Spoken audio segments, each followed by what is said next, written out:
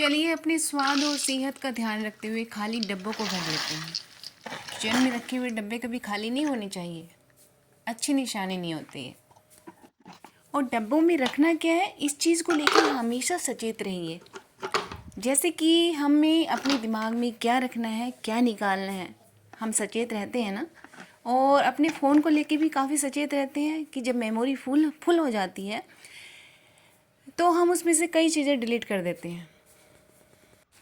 ठीक इसी तरह से अपने दिल और दिमाग को डस्टबिन बनाने से बचना चाहिए। चलिए आइए सेहत का ध्यान रखते हुए अपनी सर्दियों की सब्जियों की शुरुआत कर देते हैं।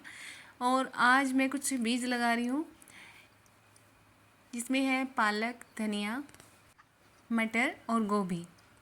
हर बार क्या होता था, मैं क्यारी बना के और लाइन बना देती थी, छोटी छोटी क्यारियाँ सी बना देती थी और उसके बाद उन बीजों को उनमें छिड़क देती थी। लेकिन इस बार मैंने सोचा कुछ नया ट्राई किया जाए और ये जो प्रोसेस है इसको मैं अपना रही हूँ, जिसमें हम छोटे छोटे से अपनी उंगलियों से गड्ढे बना के उसमें बीज को डालते जाते हैं। और इस तरह से मैंने एक क्यारी में पालक लगा दी है। अब ये प्रोसेस कितनी सफल होगी कितनी नहीं मुझे नहीं पता, लेकिन बस मैं इतना जानती हूँ कि गार्डनिंग में एक्सपेरिमेंट चलते रहते हैं। नया एक्सपेरिमेंट होता है, नया एक्सपीरियंस होता है और फिर वो एक्सपीरियंस हम किसी और से शेयर करते हैं। तो मैंने अभी धनिया और मटर भी लगा दी है इसी तरह से क्यारी में। काम करने दो ब्रो, उठो ना, उठ जाते, काम कर रही हूँ ना मैं। चलो उठ जाओ। अरे चल ले आ जा इधर चलो जाओ जाओ जाओ जाओ, जा रहा बेटा। ये बेचारे भी जिससे प्यार मिलता है उसी के हो जाते हैं। तो चलिए अब फूल गोभी और ट्राई करते हैं। फूल गोभी के हमेशा छोटे पौधे खरीद के लाते थे नर्सरी से और आज तक गोभी खाई नहीं, क्योंकि मोर खा जाते हैं पहले ही। तो इस बार सोचे चलो भाई बीज लेके आते हैं, देखते हैं कितने सफल होते हैं। और इनको भी मैंने इसी प्रोसेस से लगाया है। अब देखते हैं इस बार की गोभी खा पाएंगे या नहीं। लेकिन पता है मुझे कोई शिकायत नहीं होती कि हाँ मोर खा गए या बंदर खा गए, क्योंकि हमेशा मन में यही रहता है कि जिसके हिस्से में जो होता है, जितना होता है, वो उसे मिल जाता है। तो शायद हमारी गोभियों का हिस्सा मोर के नाम लिखा है और इस गाय के नाम लिखी है घास। हमारे गार्डन से जो माँ ने घास निकाली है वो इस गाय को खिला दी। रात को छुटकी की माँ आ गई और एक नया वो देखा मैंने कि ये तो अपने एक नए बच्चे को लेके आई है। बेचारी को बाहर से दुत्कारा जा रहा था, डंडियों से भगाया जा रहा था। कोई ये भी नहीं सोच रहा था कि ये छोटा बच्चा अपनी माँ से बिछड़ के कैसा फील कर रहा होगा। लगता है इंसानियत भी ख़त्म होती जा रही है। मानती हूँ ये इतने छोटे हैं, कहीं भी पोटी कर सकते हैं, तो क्या इंसानों के बच्चे नहीं करते? लेकिन पता है इंसानों के बच्चों पे गुस्सा क्यों नहीं आता? कि जिसका बच्चा होता है वो एक मतलब से बंधा होता है। हाँ बड़ा होगा, हमारा बच्चा है, हमारी सेवा करेगा, फला फला फला वगैरह वगैरह वगैरह। लेकिन आप गौर कीजिएगा कि जैसे भगवान शिव के पास नंदी है, माता रानी के पास शेर है, महाकाल के पास कुत्ता है, इसी तरह हर देवता के पास कुछ ना कोई ना कोई जीव मिलता है। कृष्ण भगवान को गाय प्यारी हैं, तो वो ये लगा लो कि एक तरह से हमें संदेश देते हैं कि हर जीवात्मा में मैं हूँ, परमात्मा है। और वो हमें सिखाते हैं कि हर जीव से प्यार करना। लेकिन हम क्या करते हैं, श्राद्ध के टाइम में तो हम कुत्ते और गाय को ढूंढते फिरते हैं और वैसे दुत्कारते फिरते हैं उन्हें। अब श्राद्ध की बात चली है तो आज हमारे घर में श्राद्ध है हमारे पिताजी और चाचा जी का। और जो हमारे पिताजी थे वो और कुछ ज़्यादा तो नहीं खाते थे, मिर्च रोटी या बस ठीक है हलवा बन गया तो खा लेते थे। तो आज उनका फेवरेट हलवा बना रही हूँ मैं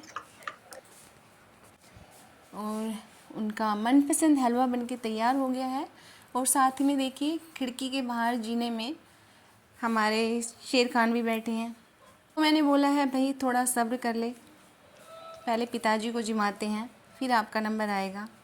और ये मैंने पिताजी और चाचा जी के लिए बना दी है छोटी छोटी फूली फूली फुल्की और ये देने चले गए हैं।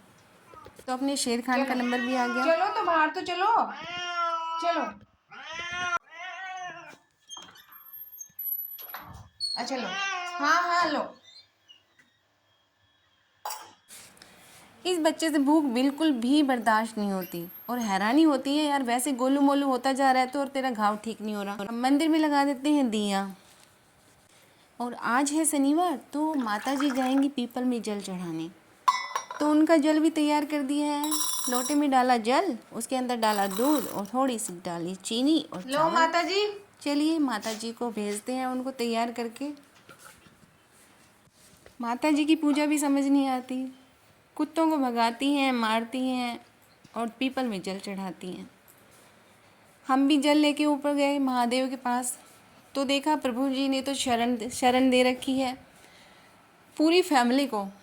ये हमारे शेर खान जी, छुटकी की माँ अपने 2 बच्चों को दूध पिला रही है। तो अब आप ही बताइए मुझे कैसे भगा दूँ मैं इनको। मैं तो खुद माता रानी के भरोसे हूँ, तो कैसे कह दूँ कि मेरी छत है, ये मेरा घर है, जहाँ पे मेरी माता रानी मुझे रखे वहीं पे मैं खुश हूँ और दूसरों को भी आसरा दे के खुश हूँ। अब पड़ोसियों को परेशानी हो तो मैं कुछ नहीं कर सकती इसके लिए।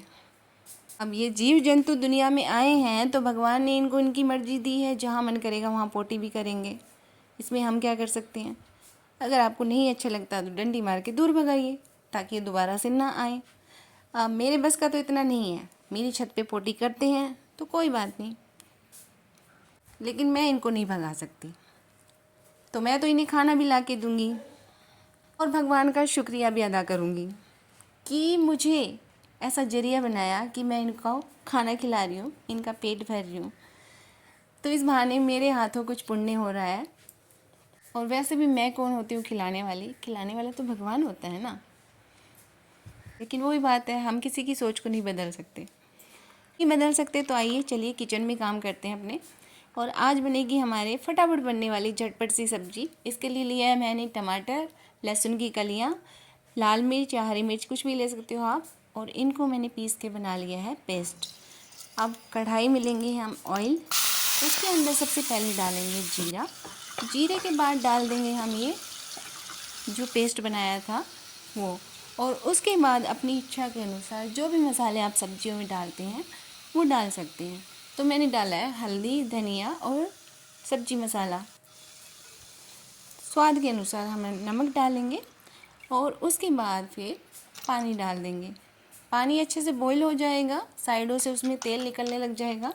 उसके बाद हम कटे हुए 2 टमाटर और डाल देंगे जिन्हें मोटा मोटा काटना है। और उसके बाद फिर ये मोटी वाली रतलाम सेव जो बोलते हैं वो नमकीन डाल देंगे और बस बन गई है हमारी सब्जी। हाँ हाँ हाँ, अभी कंप्लीट नहीं हुआ है इसका टेस्ट। उसके लिए क्या करना है, हमें अपने घर में ही जो दूध की मलाई होती है वो मलाई डाल दीजिए। इससे एक क्रीमी टेक्सचर हो जाएगा और उसका टेस्ट भी बहुत अच्छा हो जाता है। और ये झटपट बनने वाली सब्जी है, ऊपर से धनिया बुरक दीजिए तो इसकी सुंदरता में 4 चांद लगेंगे और स्वाद तो बढ़ेगा ही बढ़ेगा। अब चलिए लगा लेते हैं अपने माता जी की थाली।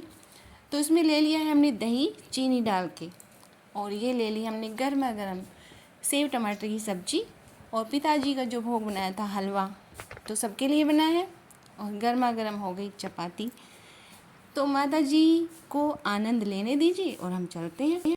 और अंत में सिर्फ यही कहना चाहूँगी कि नहीं पता कौन सा जीव, कौन सी आत्मा किस रूप में हमारे सामने हमसे मिलती है, तो सभी जीवों पर दया करें। और थोड़े से प्यार के हकदार ये भी हैं, क्योंकि हम नहीं जानते किस रूप में किससे हमारी मुलाकात हो रही है। हो सकता है हमारा कोई करीबी हो, कोई अच्छी आत्मा हो। स्कूल के पास से गुजरी तो सोचा इन बच्चों की भी वीडियो बना दूँ। खुश हो रहे थे काफ़ी अपनी वीडियो बनते हुए देखकर। स्कूल में जाते हैं हम शिक्षा प्राप्त करने। शिक्षा मीन्स अक्सर ज्ञान लगा लो, क्योंकि जब तक हम अपनी समझ का इस्तेमाल नहीं करते ना तब तक उस अक्षर ज्ञान कहलाएगा। सही मायने हम शिक्षित नहीं कहलाते। क्योंकि वैसे आपने चाहे कितनी भी ऊंची डिग्री प्राप्त कर ली हो और सही व्यक्ति के लिए ही सही समय पर यदि आपने आवाज़ नहीं उठाई तो आप बिल्कुल भी शिक्षित नहीं हैं। आपका व्यवहार पल पल बदलता है किसी दूसरे के कहने पर, आप शिक्षित नहीं हैं।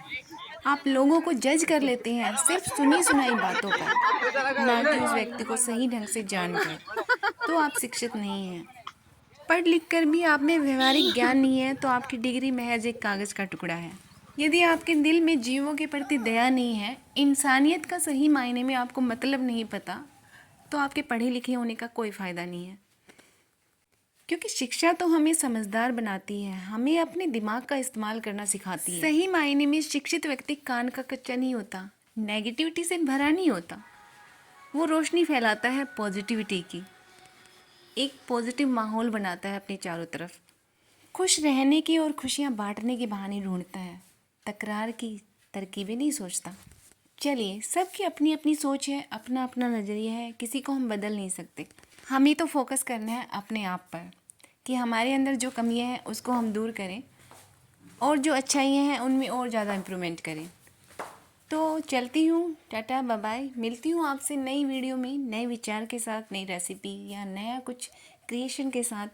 तब तक के लिए खुश रहिए, स्वस्थ रहिए, मस्त रहिए, हंसते रहिए। इन फूलों की तरह हमेशा मुस्कुराते रहिए और दूसरों को भी मुस्कुराना सिखाइए, उनकी वजह बनिए।